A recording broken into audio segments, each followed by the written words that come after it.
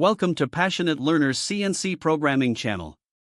In this video we will see how to restart program from the same line after power failure or reset due to some other reason.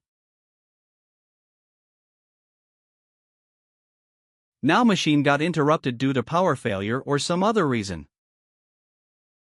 Before proceeding to restart procedure, ensure Z-axis is taken to reference position. Press monitor button. Switch to auto mode. Press restart soft key. Press search execute soft key.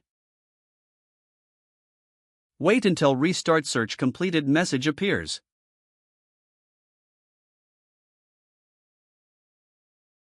Now restart search is completed. Then press MSTB history. Place the cursor over RPM and press input.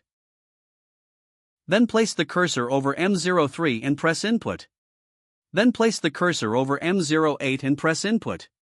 Then press cycle start. Now you can see that program starts running from the same point. Thank you for watching the video.